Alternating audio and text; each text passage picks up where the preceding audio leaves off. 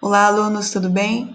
Na aula de hoje a gente vai analisar os aspectos gerais a respeito da Primeira Guerra Mundial. Como se trata de um conteúdo longo e extenso, a nossa aula foi dividida em duas partes.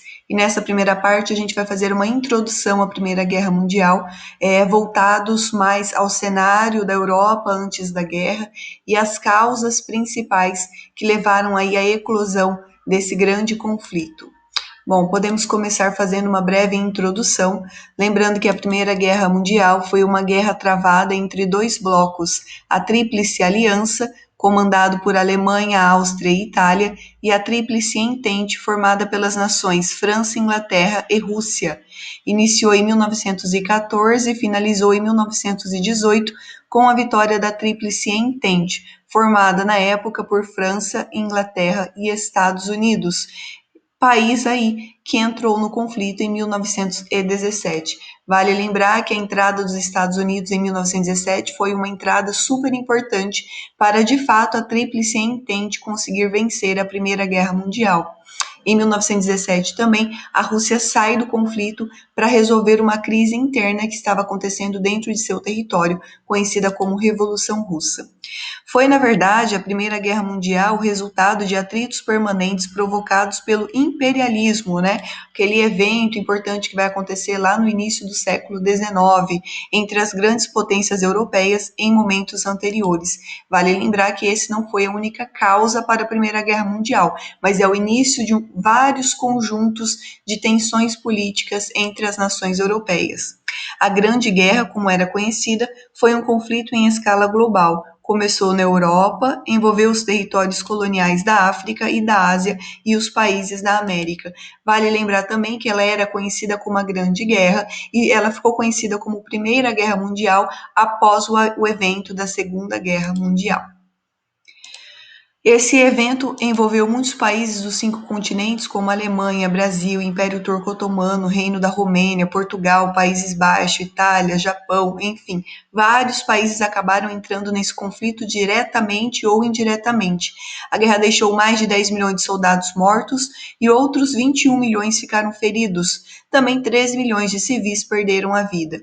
Podemos ver aqui no mapa, os países que estão em rosa pertencem à Triple Entente, os países que estão em verde são os países neutros e os países em amarelo pertencem à Tríplice Aliança. Falamos do imperialismo como esse ponto principal para o início dessas desavenças entre as nações europeias. Comentamos sobre esse evento em aulas anteriores e vamos retomar alguns pontos importantes. Lembrando que o imperialismo mais conhecido para a Primeira Guerra Mundial foi aquele imperialismo que aconteceu no século XIX, onde as nações modernas e industrializadas da Europa passaram a dominar as nações da Ásia e da África, num processo diferente do colonialismo. É por isso que o imperialismo também recebe o nome de neocolonialismo, agora dominar de forma mais política e econômica as nações que ainda estavam em processo de crescimento e tentando sair das consequências trágicas da colonização. Vale lembrar aqui que muitas nações que sofreram com a imposição do neocolonialismo ou do imperialismo são as mesmas nações que viveram também o processo do colonialismo. O imperialismo buscava agora dominar e controlar os recursos naturais, obter mão de obra barata presente nessas sociedades e impor então uma política nessas regiões em diversas nações da África e da Ásia, sempre levando em conta os interesses das nações europeias. Essas nações europeias, então, passam a disputar territórios no continente africano e no continente asiático. Lembrando aí que as nações da europeia acreditavam na época que elas tinham o direito de dominar e controlar outras regiões, se a gente lembrar aí das características do darwinismo social. Prosseguindo, então, teremos aí um cenário para a Europa antes da Guerra Mundial, né, antes da Grande Guerra. Foi um período aí marcado para o final do século XIX, início do século XX, de instabilidade, tensão entre as nações da Europa e, ao mesmo tempo, um período de grande desenvolvimento. O fim do século XIX, a Europa está vivendo uma fase muito importante da Segunda Revolução Industrial, havendo então um pleno desenvolvimento industrial, tecnologias, um impulsionamento das artes, do entretenimento, o aumento da urbanização, a expansão da literatura, das artes, a cultura da Europa está a todo vapor. Era um otimismo que parava sobre a Europa, é conhecida como Belle Époque ou Bela Época. Entre 1870 e 1871, a Europa ela vê acontecer a Guerra Franco-Prussiana, uma guerra travada entre a França e a Alemanha por domínios territoriais. A França acaba perdendo e ela é obrigada a ceder à Alemanha territórios da Alsácia-Lorena, um território muito rico em minério. Mas após a Guerra Franco-Prussiana, era como se a Europa estivesse vivendo uma paz armada. Pode não parecer, mas significava aquele certo otimismo, aquela crença de que as nações da Europa já tinham maturidade suficiente para resolver os seus conflitos através da pacificação. Ao mesmo tempo, essas nações estavam promovendo uma verdadeira corrida bélica avassaladora, fabricação de novas armas, muitos treinamentos militares e muito recrutamento de novos soldados. Ou seja, existia uma paz, mas ao mesmo tempo existia uma tensão entre as nações. Então, essas nações buscavam se armar, se fortalecer e, ao mesmo tempo, ter aquela crença de que as coisas poderiam ser resolvidas de forma pacífica. Havia também no cenário da Europa, entre o fim do século XIX e o início do século XX, apesar de ser uma paz armada, muitas brigas pelas colônias, né, como resultado do imperialismo, ocorrendo aí divisões territoriais que não eram aceitas por todas as nações. Houve também nesse período o surgimento do nacionalismo, onde as nações dentro da Europa, cada nação começou a desenvolver a questão da identidade nacional, o apelo ao amor à pátria, as questões da nação, buscando se firmar e se fortalecer como uma nação independente, uma nação politicamente influente e assim sucessivamente. Outra coisa que podemos ver para o cenário da Europa entre o fim do XIX e início do século XX são as regiões menores dentro da Europa buscando independência de impérios europeus que existiam ainda na época. Podemos lembrar que o Império Turco-Otomano e o Império Austro-Húngaro, que dominava várias regiões da Europa. Essas regiões da Europa começaram a buscar uma maior independência e a lutar por sua autonomia, se a gente também lembrar do surgimento do nacionalismo que vai ser muito forte nessas regiões. Temos aí então esse cenário para a Europa. Causas e motivos para a Primeira Guerra Mundial. Temos então o evento do imperialismo, né, a disputa das nações europeias por territórios africanos e asiáticos, onde as nações que não conseguiam tantos territórios acabavam se sentindo prejudicadas e passaram a reclamar por mais território, aumentando então a tensão entre as nações europeias. E a questão do nacionalismo, como já foi falado, no fim do século XIX para o XX, se tornou muito importante para essas nações europeias o sentido de formar a sua identidade como uma nação, aquela identidade nacional. O que é a cultura daquela nação? Qual é a sua história? Qual é a sua trajetória? Qual é a sua marca? Isso era permitir a criação de uma identidade cultural. Isso tudo levou, ao mesmo tempo, a uma exacerbação do nacionalismo. As potências, de um modo geral, passaram a cultivar um discurso e uma mentalidade baseada em suas glórias militares, no poder bélico e na supremacia nacional. Ao mesmo tempo, ocorreu uma expansão da indústria bélica que permitia um desenvolvimento tecnológico, aumentando a eficácia das máquinas de guerra. Criado como identidade de povos durante o século XIX, o nacionalismo foi utilizado como forma de persuasão das massas populares para os desejos expansionistas dos governantes de impérios e demais países. Além disso, serviu para fomentar a expansão territorial de alguns estados. Dois movimentos nacionalistas muito conhecidos antes da Primeira Guerra foi o pan-eslavismo e o pan-germanismo, que foram movimentos políticos nacionalistas do século XIX. O pan-eslavismo buscava a união de todos os eslavos e tinha como líder a Rússia, e o pan-germanismo defendia a união dos povos germânicos e tinha como nação líder a nação da Alemanha.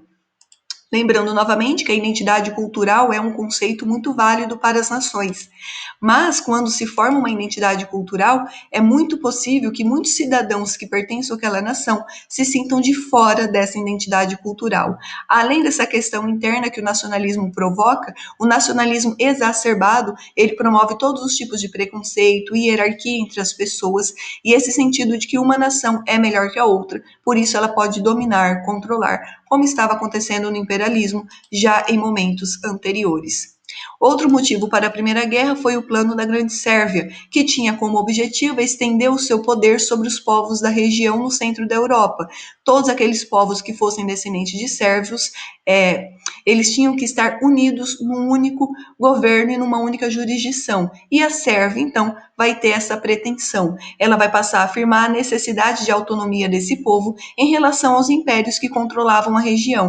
Nesse momento, dois impérios importantes, o Império Turco-Otomano e o Império Austro-Húngaro, dois impérios que não existem mais, mas que na época dominavam diversas regiões dentro da Europa. O objetivo era unir os povos sérvios. Inicia depois que a Sérvia se liberta do Império Turco-Otomano. Essa proposta iria levar à eclosão da Guerra dos Balcãs, acirrando sentimentos nacionalistas contra a dominação de outro império, o Império Austro-Húngaro na região. A Sérvia queria independência dos impérios da época e formar a sua própria nação. Vamos lembrar a respeito do nacionalismo que era muito forte na Europa Central. Outro motivo muito importante também para a eclosão da Primeira Guerra Mundial foi o revanchismo francês.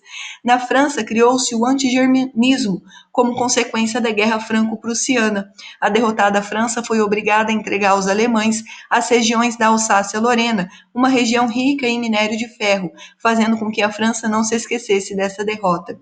Esse sentimento antigermanismo está muito voltado ao nacionalismo, de querer fazer valer a nação diante do mundo, de se posicionar e de ser uma influência. Lembrando então que a França nunca esqueceu a derrota na Guerra Franco-Prussiana.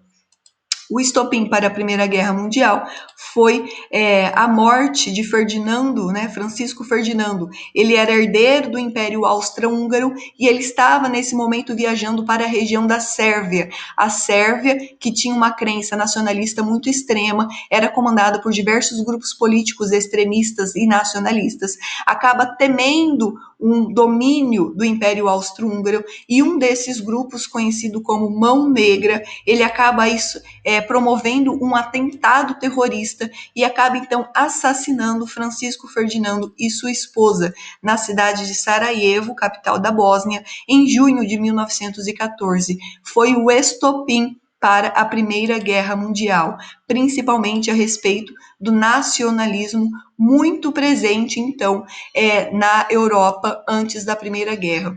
O atentado ocorrido em Sarajevo, capital da Bósnia, teve como autor um ativista sérvio. Gerou uma crise entre a Áustria-Hungria e a Sérvia. Sérvia se recusa à oferta de colaboração para investigar o crime. A resposta sérvia desencadeou, então, o rompimento dessa relação diplomática. De um lado, a Áustria-Hungria e do outro lado, a Sérvia. A Áustria, então, declara guerra à Sérvia. Rússia mobiliza seus exércitos em apoio à Sérvia, a Alemanha responde em favor à Áustria-Hungria e a França, por causa do revanchismo com a Alemanha, como citado anteriormente, fica ao lado da Sérvia e da Rússia. Formava-se então dois blocos, França, Rússia e Sérvia de um lado e Império Austro-Húngaro e Alemanha do outro. Essas são as alianças que passam a acontecer após o atentado ao arquiduque Francisco, né, Francisco Ferdinando. Então a gente inicia a Primeira Guerra Mundial. Aparentemente é um motivo muito raso, mas na verdade era só um estopim para todo aquele cenário de tensão entre as nações europeias. A Primeira Guerra Mundial pode ser dividida em duas fases. A primeira fase é conhecida como Guerra de Movimento, que vai de 1914 a 1915 e mostra o início de uma vitória da Tríplice Aliança. Já a segunda fase marca a Guerra das Trincheiras e vai de 1915 a 1918, marcando finalmente a vitória, né, da guerra para a Tríplice Entente. E a geografia são duas localizações para a Tríplice Entente. Ela estará lutando na frente ocidental e ela estará lutando na frente oriental. Então, foram 4 anos de guerras. Bom, ficamos por aqui, trazendo esses principais aspectos gerais da Primeira Guerra Mundial em seu nível de introdução, lembrando aí as causas e os motivos que levaram a esse confronto conhecido como Primeira Guerra Mundial, marcado principalmente por um cenário de paz armada, onde existia a ideia de progresso, de industrialização e, ao mesmo tempo, uma corrida bélica desenfreada, colocando aí um cenário de muita instabilidade e muita tensão entre as nações. Bastou um simples acontecimento para que a Primeira Guerra Mundial acontecesse. Ficamos por aqui. Na próxima aula, a gente prossegue os nossos estudos, entrando de fato nas fases da Primeira Guerra Mundial. Obrigada.